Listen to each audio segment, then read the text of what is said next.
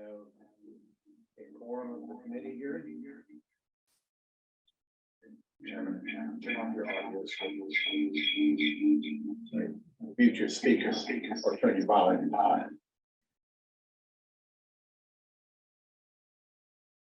That better? That's better.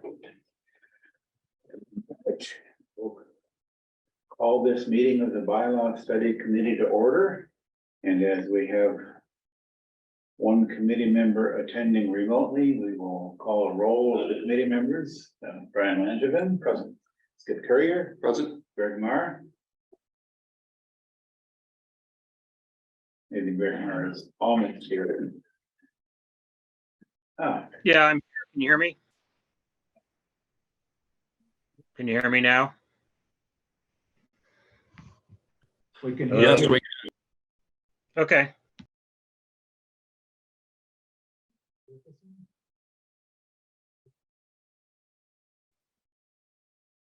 All present and accounted for. First agenda item is always comments. These at the moment.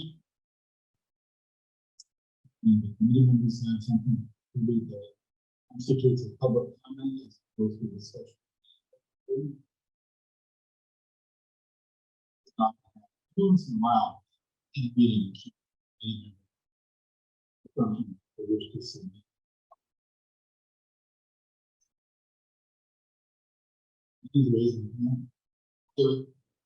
Jefferson, I just want to let you guys know. That's the show. To everybody.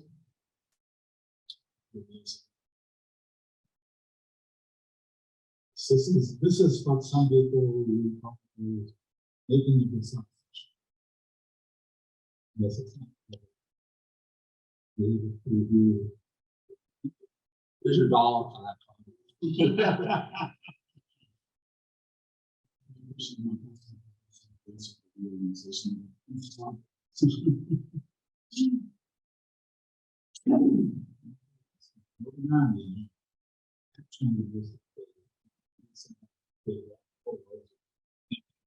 About that? No, not really. I think that was a lot of the things that I mentioned last time. Things that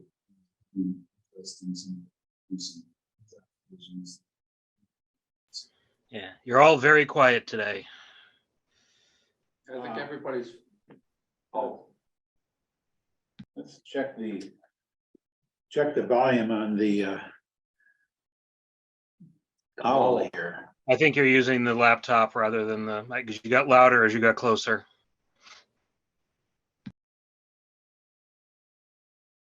Yeah, it's using the owl microphone, but and it's up to full volume. Yeah, you sound much better now. That's because I'm right next to the owl. Yeah, I could see that. Greg, can you hear me? Any different? Clearer anyways. All right. any feedback issues? Yes. I'm gonna roll the owl more toward the middle of the room as much as without accidentally unplugging anything. That ought to do it. How's that, Greg? Yeah, that's good.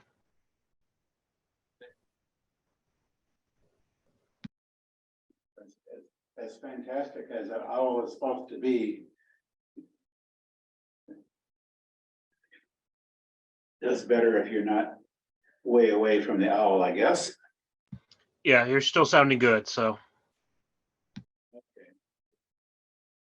All right. So, is there anything else on the action item list at this point? No, I don't think so. Yeah, I think there's still a handful of items from revisions that we've approved for publication that are either comments that we had internally or there.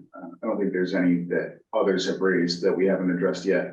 So yeah, just feel free to take a peek at those to see if there's anything that we need to revisit from prior drafts, but Okay. So the next agenda item. Review of draft bylaw article revisions completed today. We've got two new ones that have been, Brian has submitted for us. Before we get into that, I'll just briefly mention that the scenic roads bylaw was discussed at the planning board meeting the other night. The planning board is, generally seemed to approve of our proposed revisions.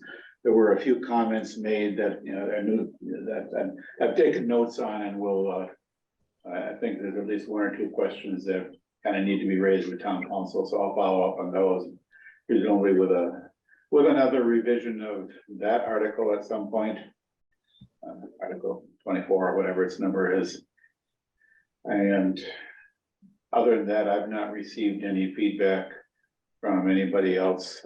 Occasionally, when I put out the email announcing we've got some new bylaw revisions available on the website, we'll occasionally get some.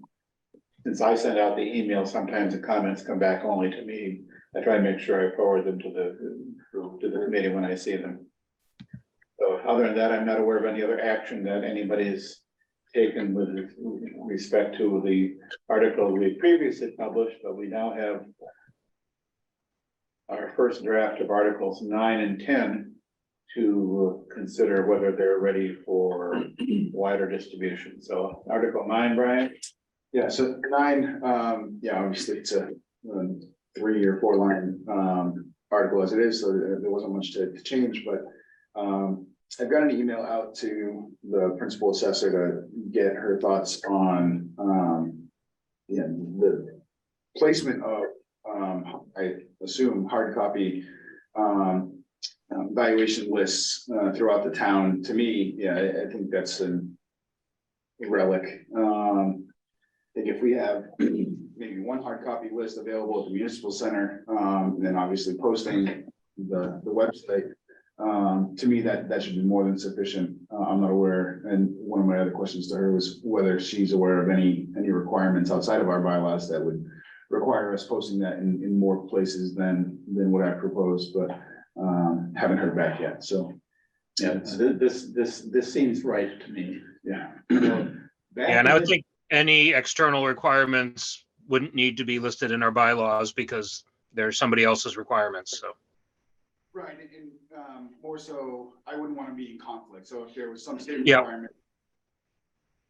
Precinct or more than, what we've got listed in the bylaw, I wouldn't want to be in conflict, but.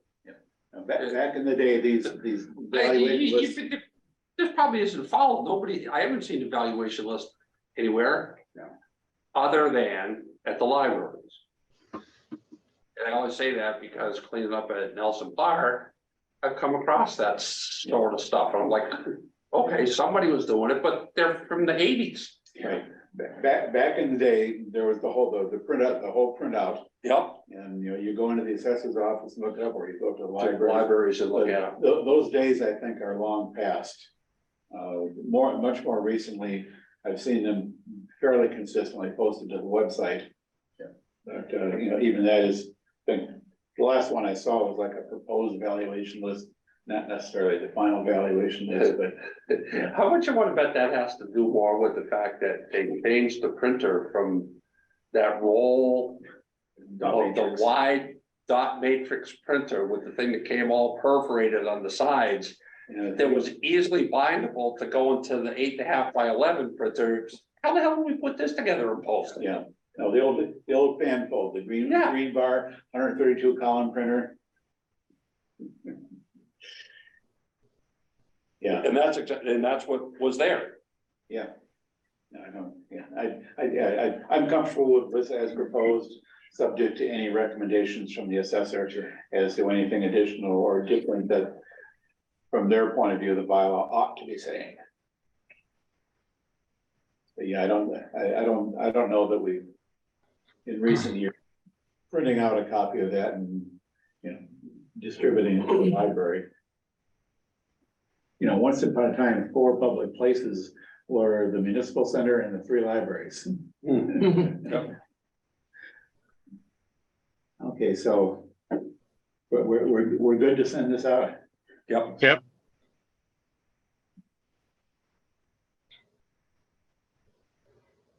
Moving on, Article 10.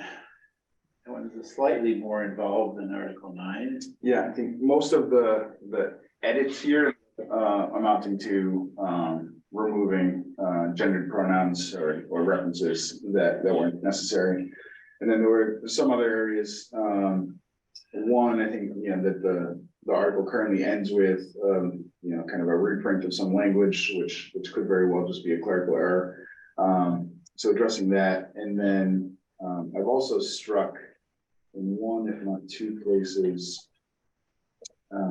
Yeah, two extra places where we reference that the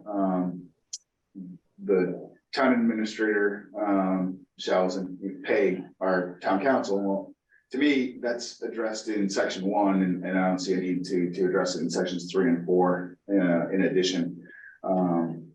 But open to any of us. That's probably some fairly archaic language that. Yeah. Sometimes people writing legal stuff tend to be redundant and repetitive. Let's get a little bit back to the old KISS. Yeah, but I absolutely agree. I don't see a need to repeat it. It doesn't add any information. It doesn't add any new requirements. Our section 1 covers compensation. And it's really, it's compensation as the town administrator shall determine, which covers all of the services that town council provides. Now, I will say on section 6 in the annual report, that kind of needs to stay, needs to be corrected. There's another place in the bylaws that talks about, or the charter, that makes reference to a report being printed about all of the legal matters that the town is involved in and what the status is of them. So for example, if you had a case pending against you for XYZ, you put it in there for XYZ or in whatever stat, you know, wherever you might be.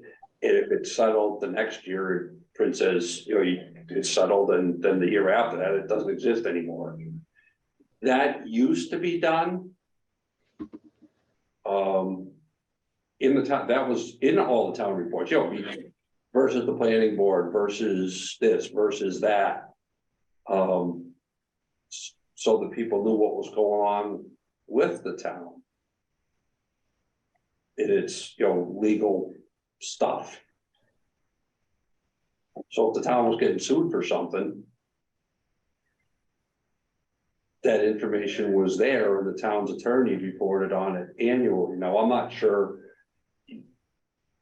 We're not removing any of that from section 6. We're removing duplicated text that's in there twice. I don't see that in that section 6. Is it someplace else? Yeah, section 6. The second paragraph is basically the first paragraph repeated. Oh, it starts off with administrator to be. Yes, it's. Oh, so all right. So what you're saying they just mangled it. Yes. Exactly, it's like a cut and paste error. The second paragraph is a duplicate of the first paragraph, except that the first few words of the first paragraph are not repeated there. Oh, all right. So I started reading the first line of it. I'm saying, well, Yeah. it's the town council, so we could written report and say that does appear someplace else. I don't remember exactly where. But the idea of them filing a report, and it's like it hasn't, we used to get in a lot of trouble as a town, and this section would have 20 or 30 cases. And when I don't see other references in the bylaws. I can circle back to the. Yeah, you know what, maybe I just have a recollection of having brought it up in the past. Look, take a look, Brian, through the, maybe I should do this, but the current. Charter. Not the charter, but the list of, stuff to do, how we had all put things together and put it in there. Yeah, you had raised the question, which I thought would be. What's I think that about your this? question was mostly about whether or not it's still happening. Yeah, And so I think, that could be a question for, Evan or town council. yeah, And I think if they have a reason that this got discontinued at some point, then, maybe we need to update the bylaw to align with that rationale. But if there's no reason to have stopped doing it, then I think the issue is just that we need to start following the bylaw again.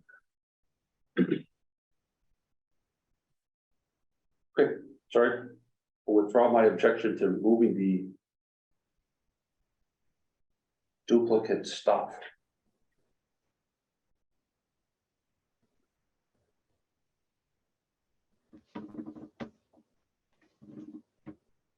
Yeah, I think Skip, your comment had been, Was it on this But either- section? yeah, yep. It was Okay. that it either needs reformatting, I think you'd seen the issues Okay. with the language, and we need to see it in the town reports. Yeah, So I think- okay. Right, All right. yes, I just took a quick look at the latest town report. And the report of the town council is one page and it does not itemize any of the cases. Yeah, I don't think it has talked about any of them. Yeah, that's probably been quite a few years since we've seen that. It's probably worth.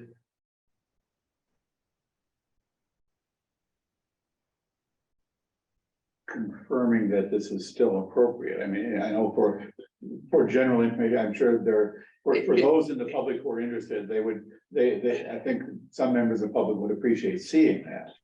But are there any valid reasons for not including it? Other than, I'm sure. Well, yeah, well, you're not gonna go and put your whole strategy or anything like that. It's just, like the planning board. If the ZBA upheld the planning board or, building inspectors thing or whatever, in the person of the court, so the remedy for it is just a resolution of this, or is it 20 quadrillion dollars? For something that somebody keeps doing stupid year after year after year, and maybe they shouldn't be serving the town in the fashion that they're doing. Yeah, and it's, the bylaw is just getting at, providing some sort of description. Yeah, it's very, very brief. If you Yeah. saw them, you'd say, oh, yeah, there's nothing wrong with that. Yeah. So I'm in favor of leaving it in the bylaw for the time being, at least. I'll raise the question with Evans, whether, obviously it's not been done recently, but. The only reason to not do it is if there's some legitimate legal reason why that information should not be included in the report. Yeah, I mean, the section does end with insofar as the facts may be properly published. Right. So, so lawyers being lawyers, they could hang their hat on things. Well, there's really nothing that we can say without getting into too much detail. But yeah, I think it's worth asking the question. Yes, because if as a general rule, this information turns out to be inappropriate for inclusion in the town report, then we probably don't want the bylaw to be asking for something that's really inappropriate.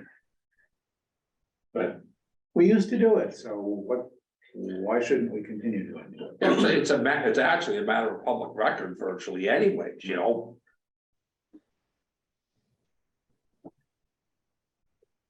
So as it stands, are we good with publishing this? Yep.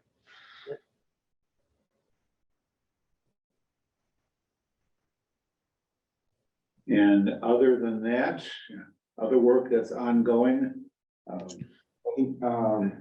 Just quickly, not that it's necessarily ready to act on, but the only other item I had included in my email for us to at least start thinking about while I wait to hear back from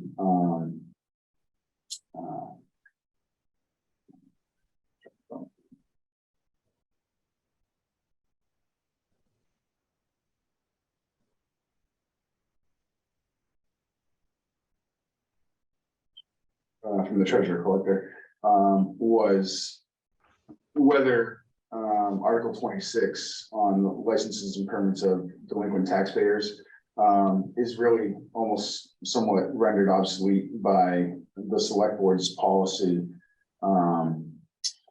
It would seem as though it is. We can review and come to our own thoughts, but I'd like the treasurer collector to chime in on whether there's anything left that still adds value that's incremental to the select board's policy. Right. I agree with that, if this is if this bylaw article, licensing and permits to delinquent taxpayers, if that doesn't need to be a bylaw, let's throw it out, but if it does need to be a bylaw, how does that relate to, the select board policy, which addresses a similar topic? Right. I almost wonder what the debate was when they put this out. Yeah. And had it enacted, so to speak, whether there was a question of,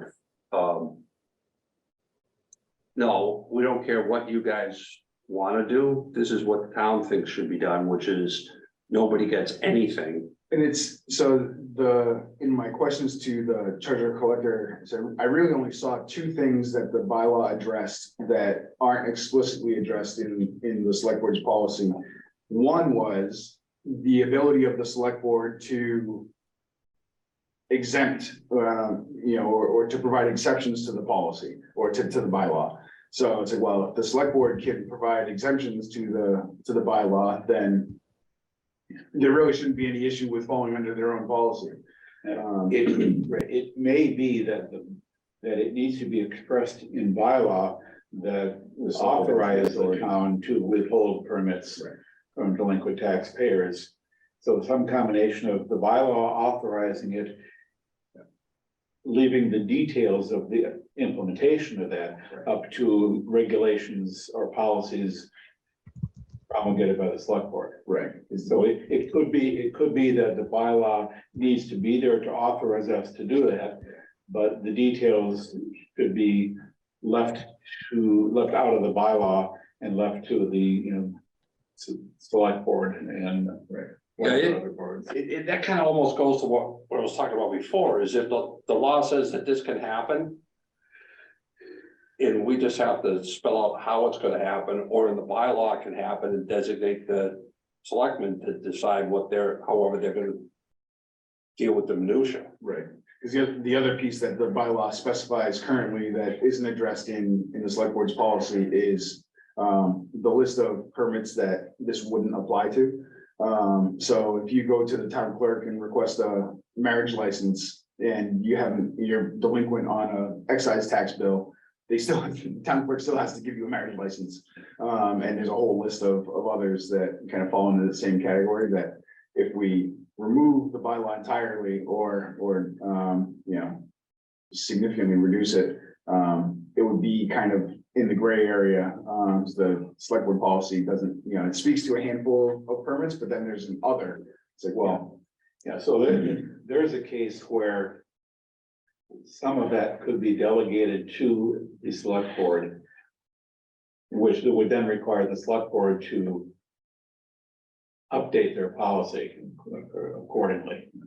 So, in other words, if the bylaw says this shall apply to a set of permits as designated by the select board, or as designated by regulation, maybe you could be more abstract and authorize regulations to be adopted to implement that bylaw, and that would throw it into the, it's a fair point that it has to be spelled out which licenses and permits can be withheld and which can't. Yeah. And that goes back to any requirements that might exist in the state law. I almost wonder if it was the town meeting's intent to say, oh, listen, we're gonna tell you that this is a list and we're talking about it at the town meeting. And these ones you can withhold for the license for, and these ones you can't. And would be kind of the town meeting telling the selectmen, well, we don't care what you think, this is what we want to see happen in our town. Yeah. So I could, what did the gist of what was trying to be changed, Andy, seem to be? Sorry? With the late payment or non-payment of taxes and fees and stuff like that, what did the selectmen wanted to withhold from people if they came in or not issue? So somebody comes in, somebody's not paying their taxes and they go in to get a license to do something. What was their idea of keeping, not issuing licenses for? I mean, I know it's not something we've discussed recently, so I have no idea what you.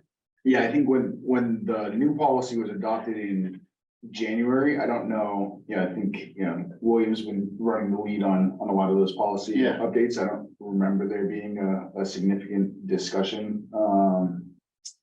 So, yeah, I don't, yeah, it was rehashed in January, but I don't know that there were significant revisions, so you guys might not Yeah. have gotten into a lot of the weeds.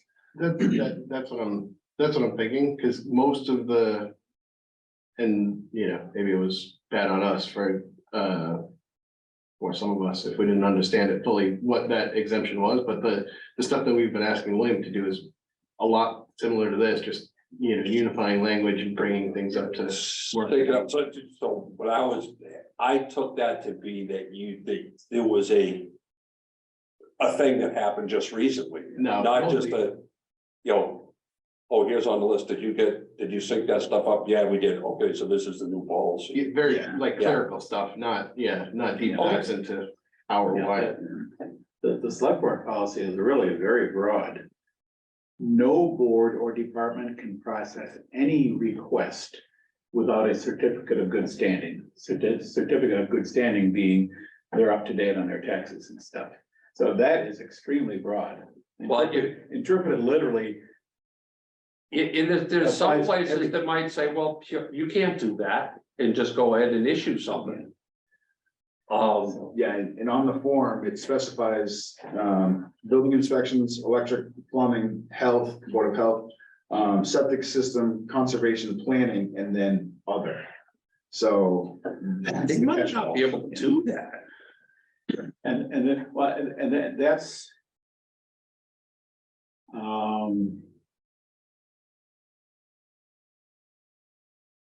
That might be something they can do with business licenses and stuff like that, but. Yeah, if this.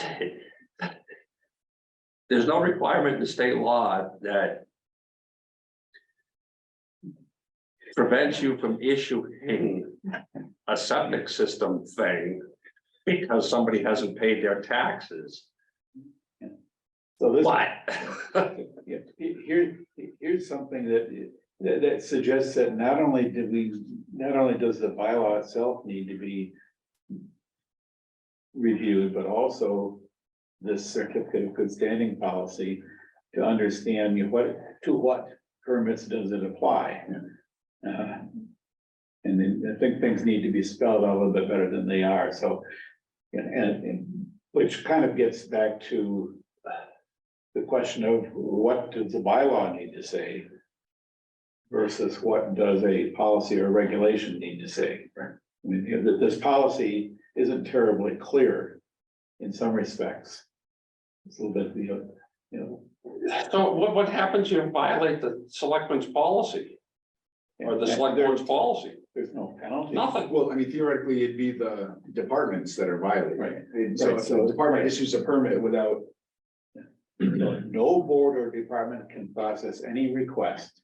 That's the language that seems extremely broad. Yeah.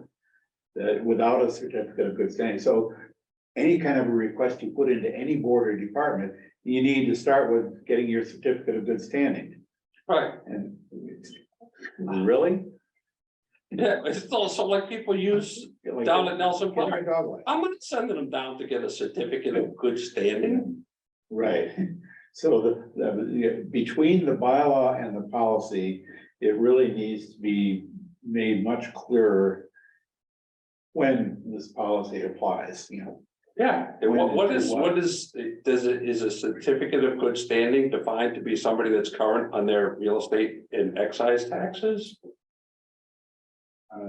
yeah, so. Not to digress terribly and babble about this for hours, which is good, but The section that the treasurer collector is supposed to be signing off on, it specifies real estate, personal property, motor vehicle excise, disposal, I'm not sure what that is. And then general billing. So anything else the town has issued you a bill for. right, if you owe the town, that's the town money. The bylaw says if you owe the town money. You can't get it, the town won't give you permits. Or licenses or whatever, until you make good on that. And that's where this this certificate of good standing.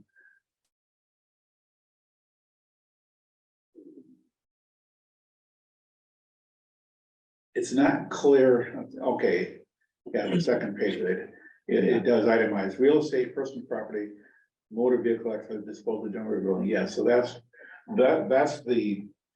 What you owe the town that you need to be in good standing for.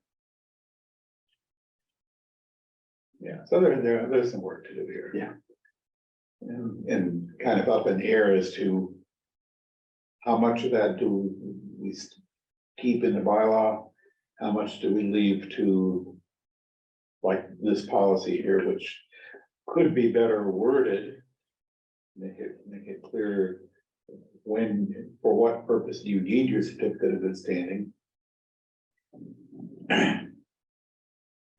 And, you know, some of those details seem more appropriate to keep out of the bylaw, but at least the bylaw needs to authorize us to do this if we're not inherently authorized under state law to do it. Right. And that, you know, there are a number of things like that where state law says you can do this if you pass a bylaw that authorizes it. Yeah, So, yeah, that's good. it's sort of like our road one. Yeah. You can pass this, doesn't matter what it says, you can pass it and then you can do it.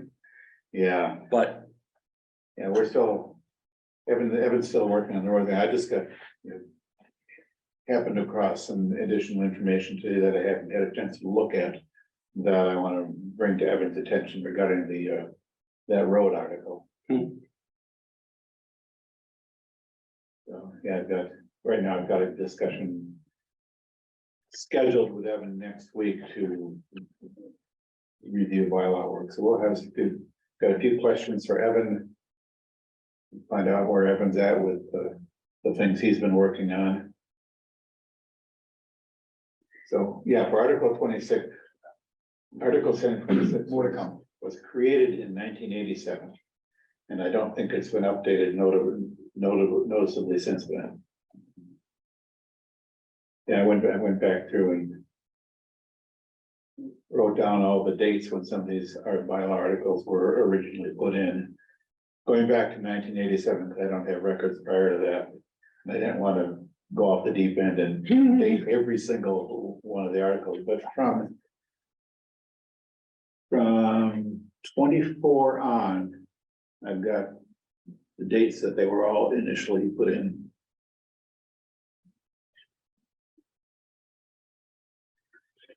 So that's Brian's articles. Skip your Right. work. so I want to talk about those three and kind of get a sense Yes. of what to even do. That's So where I have the treasurer collector, the clerk and the account. I feel like having to get up and do a whiteboard presentation on this for XYZ PDQ, but I kind of got down to the point of going and looking and seeing what other towns had put in about these three positions. Several towns don't even have anything about the clerk. Because all of the general idea when we started was, well, gee, how come we're gonna distinguish between the charter and bylaw? And as I started looking at stuff, I'm starting to scratch my head and say, well, why do we even mention this? And if we have a bylaw that's merely regurgitating what the state law says, we really don't need to put it in there. And if it doesn't say the exact same thing as the state law, but it doesn't say anything really any different, it's just somebody felt the need to be wordy about what they put in there, we don't need it. So we had talked about, or I had talked about financial bonds and contracts about what should be where. And the other part of that is my feeling about what we found out about the appendix and the administrative code and the potential of putting an article in establishing the office of the financial director. So until we find out from Evan that, I don't want this to sound the wrong way, but how he's gonna follow the financial code or not financial code, the appendix administrative code in the charter and get the, like the financial director, the deputy police chief, and then there's another job that's been kind of popped in, well, the assistant town administrator, of establishing those positions and kind of outlining what their job responsibilities are, because they aren't quite, detailed, their jobs aren't detailed in the statute. So the statute requires a number of different officers to have financial bonds, town clerk, the treasurer collector being the two biggies. Also temporary town officers. So apparently, like when we have a substitute town administrator come in for a while, although I don't know, they can't have money. And they aren't somebody that's normally required to have that coverage. There's a statute that says that they should have a bond.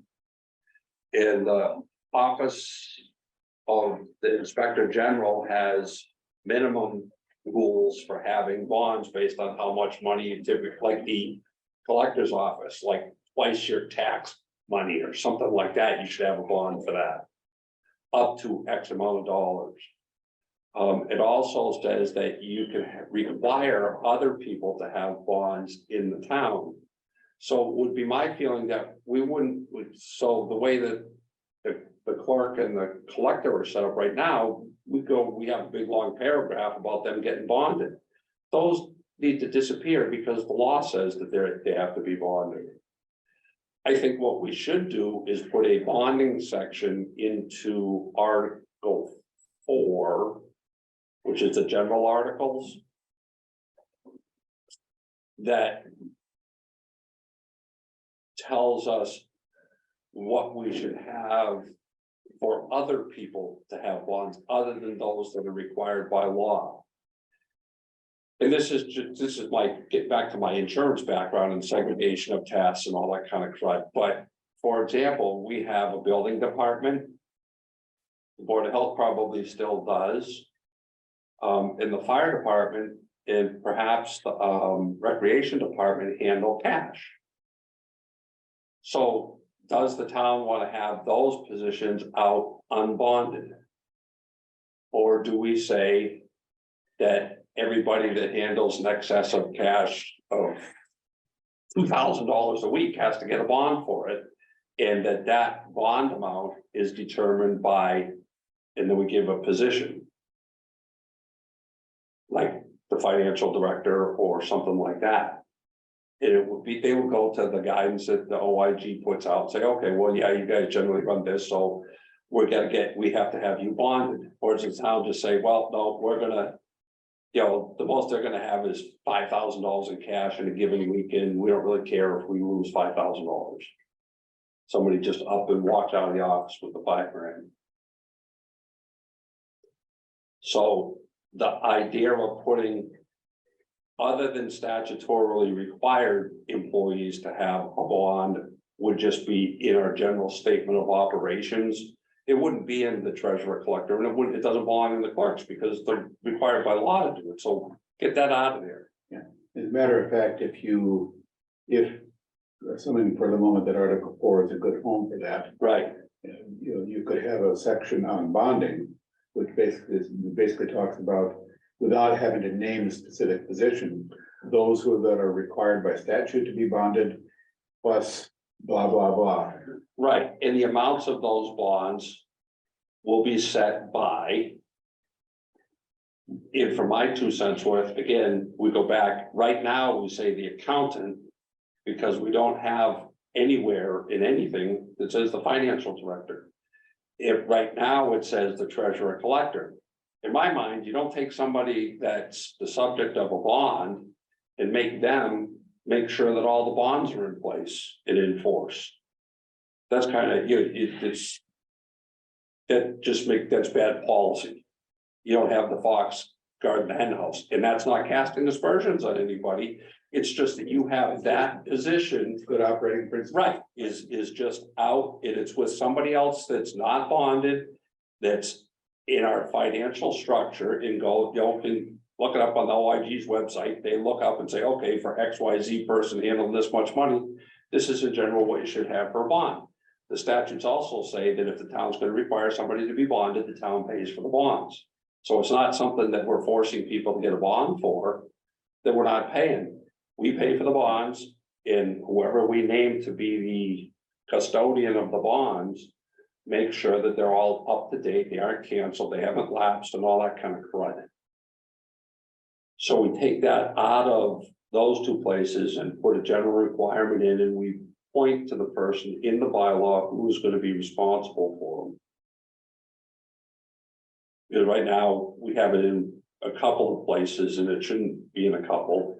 The town clerk should have like contracts and everything, just as a matter of a place to have them recorded someplace.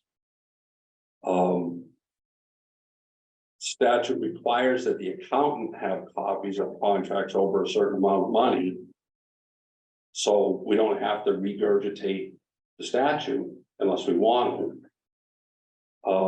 Yeah, and going wipe back up- to Evan's current and understood to be best practices, I think where it might be kind of gonna, go further than the state statute. If the state requires financial contracts in excess of a certain dollar amount to be housed with the accountant, I think Evan had said that his preference would be any contract involving a dollar amount is held with the town accountant. Yeah, So we could go even further. yeah, so than- if we just go away chose with the to, limit. that would be something that right now we will put in the town accountants thing. Yeah. Copies of all contracts of expenditures of town funds, copies have to be filed with the town accountant within 30 days of execution of same.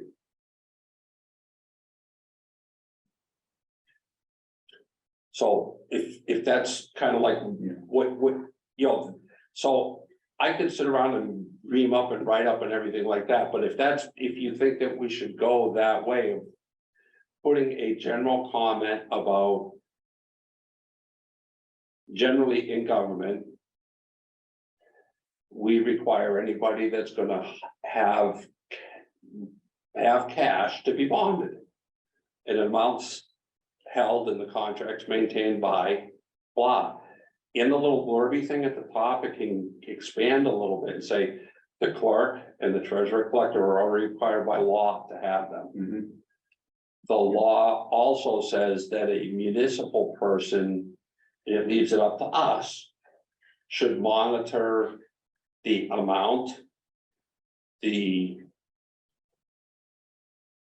whether the limit should change yearly in March for each bonded party, and that they're required, and we require them to make sure that those bonds are all in place and active and all that kind of crap.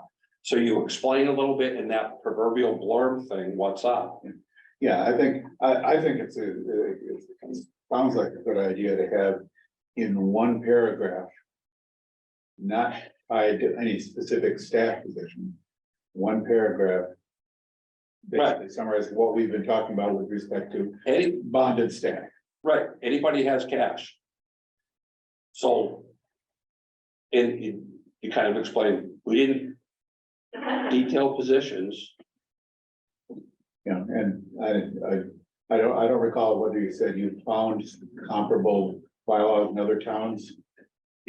Some of the, yes.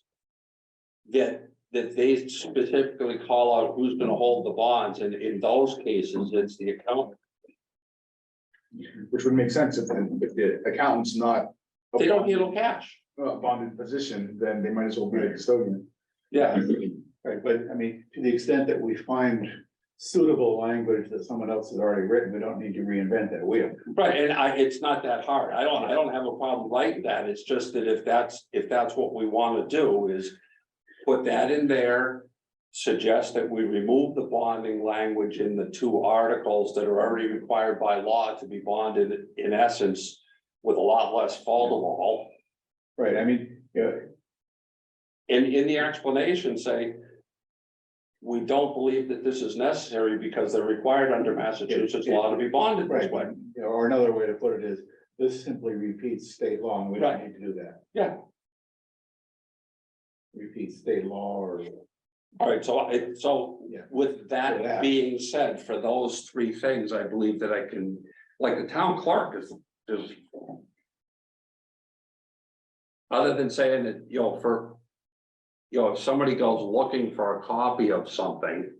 Generally, the town clerk is the kind of keeper of the record, so that, the accountant can, they share the files on the mainframe or server or whatever you want to call it, but.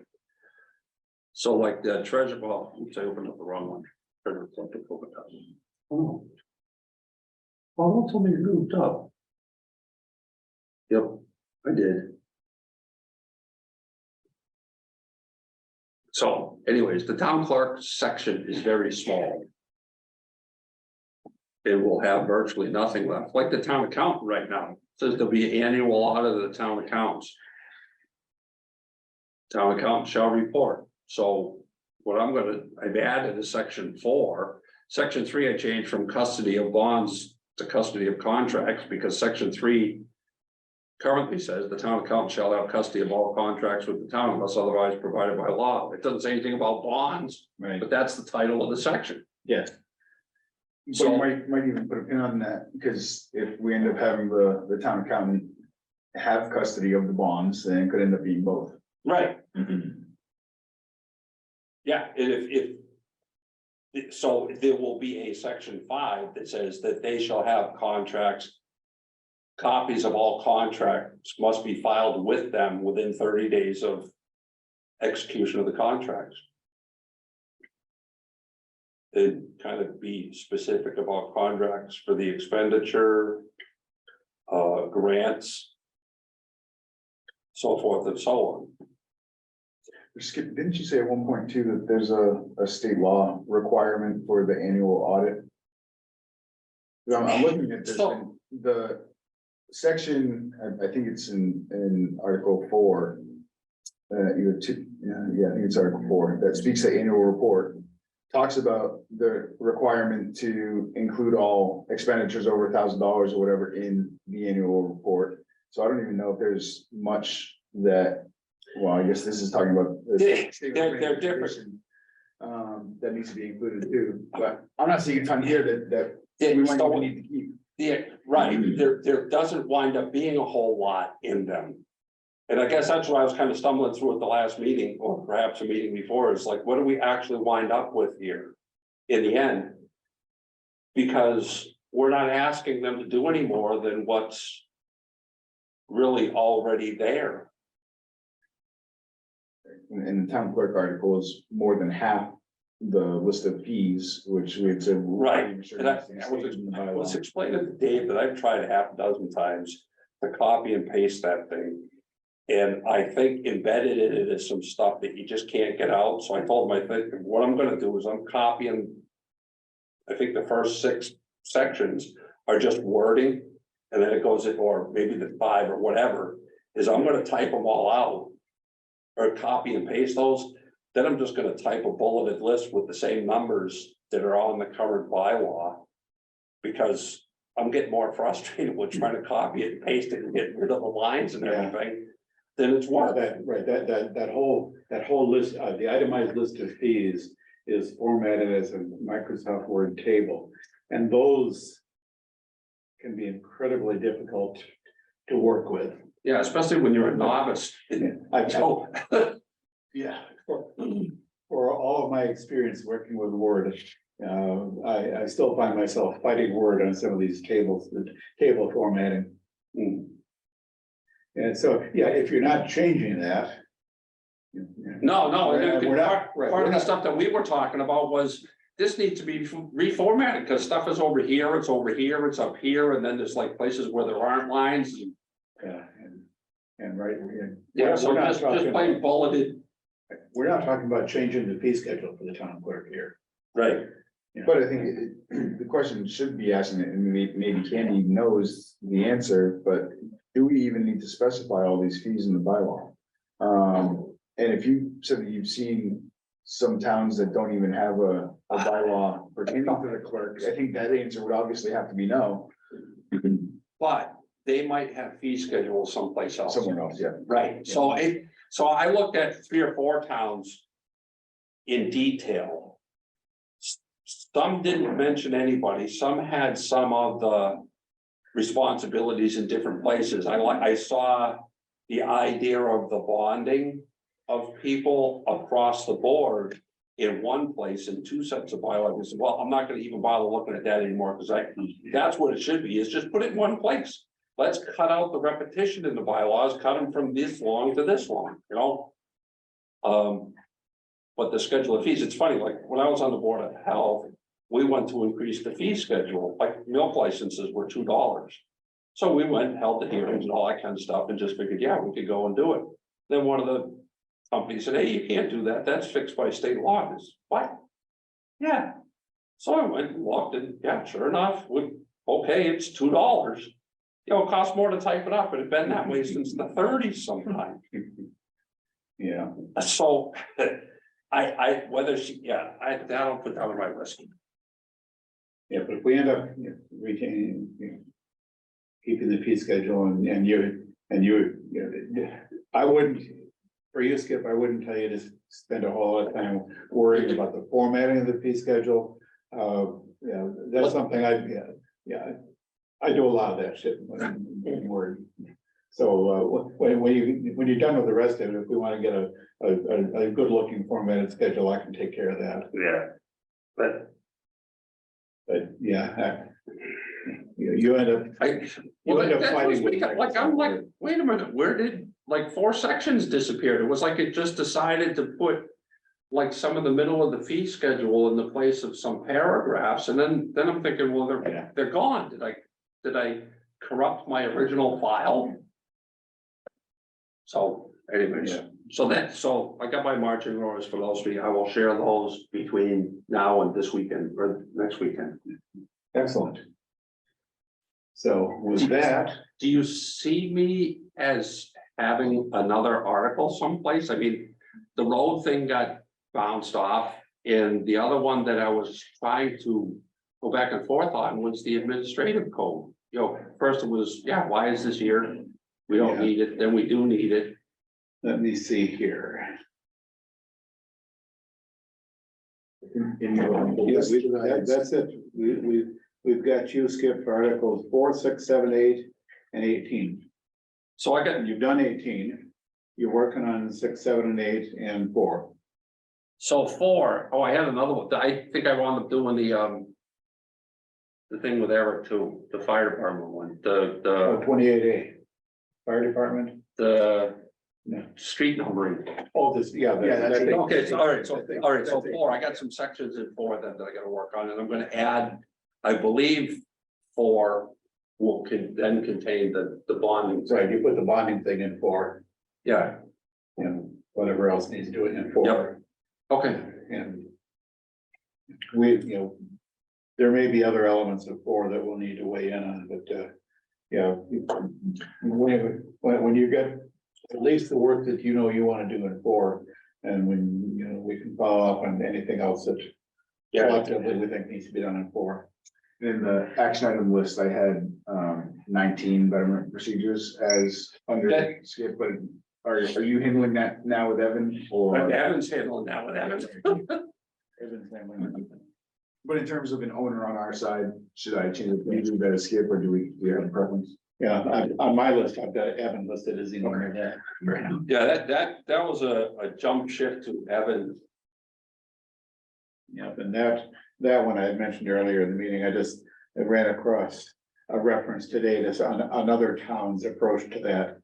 So I wanted to read up on that, and, if nothing else, They did, hand that over to Evan as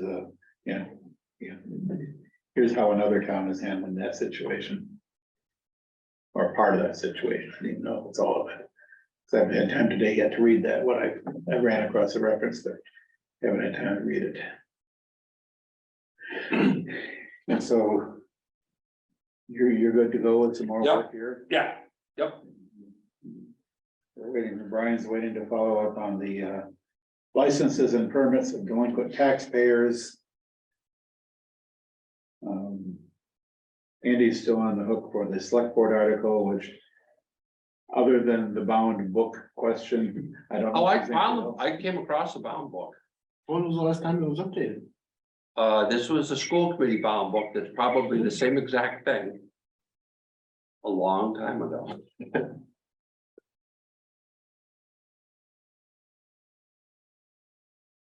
In the mall. Let me see. I'm still on the hook for a couple things. Shade tree bylaw and Article 12, safety and order, I'm still working on. I had hoped to make some progress on shade tree by the time this meeting came around, but I had various other tasks that popped up that sucked some of my time away. But that, I don't think I'm very far from being done with that. There's some questions related to Tree City. And I mean, as far as I can tell, the purpose of putting that shade tree bylaw in back in the year 2000, October of 2000, it was put in there so that we could get a Tree City USA designation. And I looked up the other day and I didn't see any grants that we get for being a tree city. It's publicity.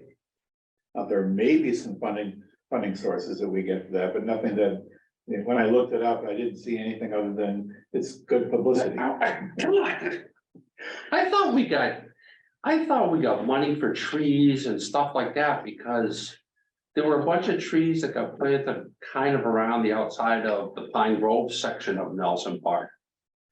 And there were trees that they planted trees in other places too, like on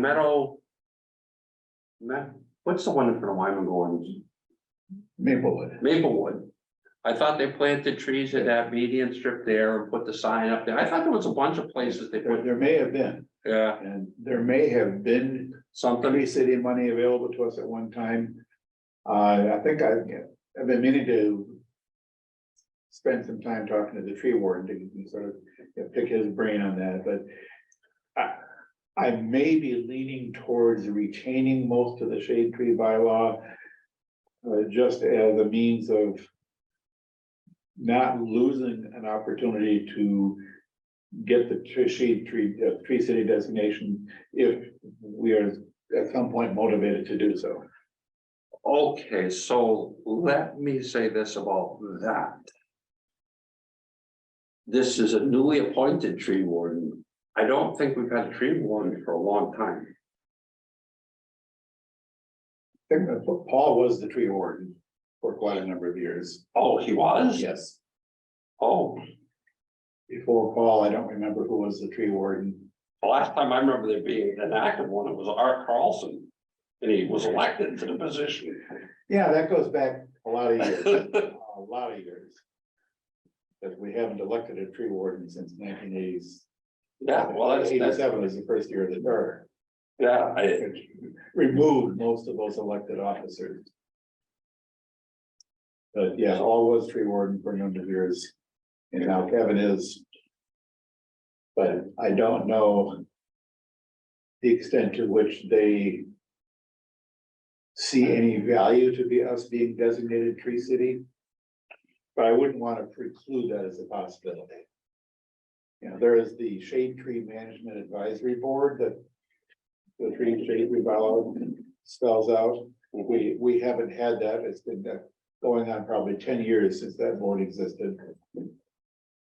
Paul says we just don't need it at all. I asked him about it, and I don't know what Kevin's opinion is, probably the same. Debating whether to leave it in the bylaw, but make it optional. The bylaw authorizes us to have a shade tree board, but doesn't require it. Because a future tree warden may want that board. So I don't know. Want to have some guidance and share the victory. Yeah. Yeah, so. I mean, I'm debating just how much to change that article. I'm reading through the Tree City program and the history and benefits. And they don't provide anything directly. There's no grants through them. So unless it was something that we qualified, if you're qualified for this, it qualified us for another Or grant. something else when Yeah. when he did it, yeah. Because it's strictly PR and it's just about a commitment to the environment. Right. You're But they reading are- the same, you're reading the Yeah. same thing I read.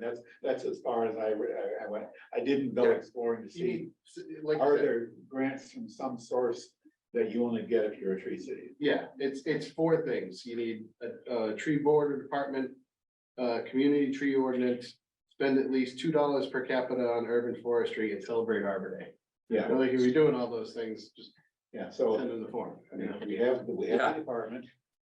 We have the bylaw. If we spend 40,000 a year on trees, we meet that requirement. Yeah, and that's probably what happened. They probably one year had 40 grand to spend or whatever it was. So they said, okay, fine, we'll buy $40,000 worth of trees, plant them, what can be trees. And I don't know how much money we spend every year on just routine tree maintenance. More than that. If it's at least 40 grand a year, just on routine tree maintenance, we qualify there. So then the only thing we're missing is the Arbor Day proclamation. We can get new And signs. we- We're not gonna pay for the signs too. Yeah, and we missed Arbor Day this year. They send you all that. Yes, we did look that up. That's in, at the end of April. And you looked at us. They send you they're happy to send you all the materials, you know, the signs and Oh. flags, placards, any of that stuff. No cost to us, There's a cost somehow. but somebody has to spend the time to put the paperwork in. And if they send us new signs, then somebody's gotta spend the hours to go out and put the signs up. And whatever it takes to publicize an Arbor Day proclamation. But yeah, and I think the bottom line for me is that, I don't wanna do any more surgery on that article than I really have to. But I would like to align it with current practice with respect to the shade tree board.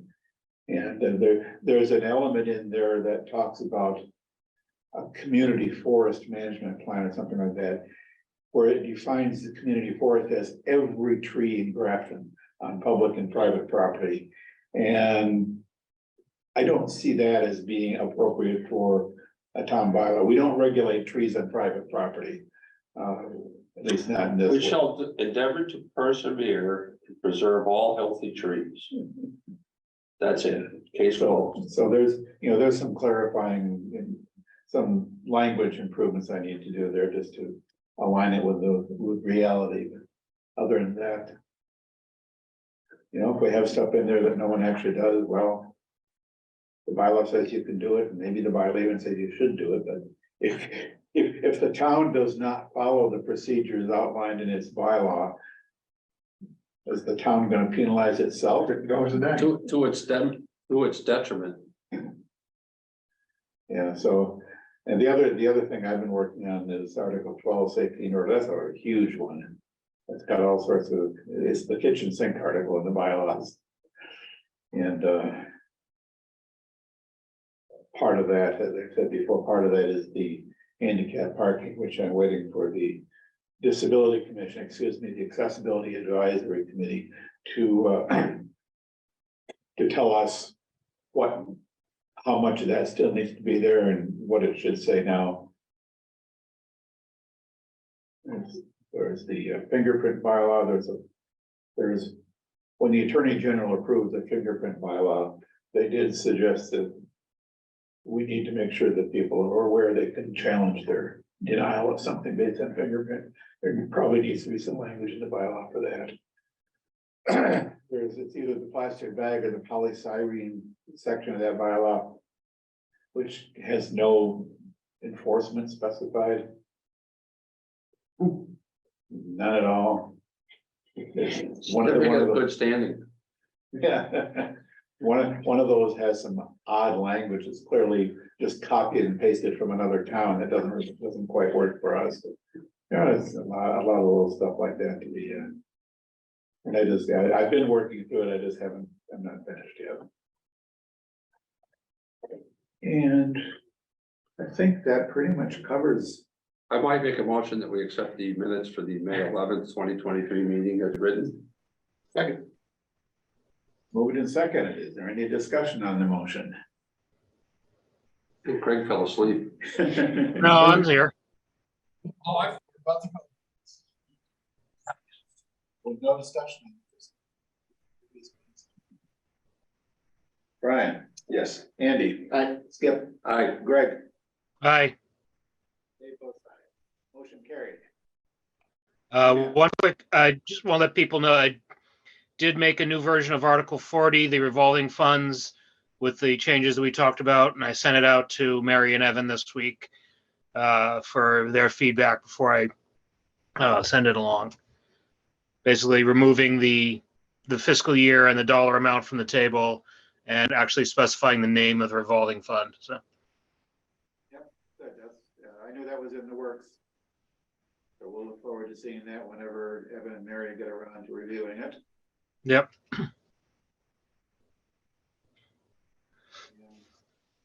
With that, I think we have reached the end of our agenda. So moved.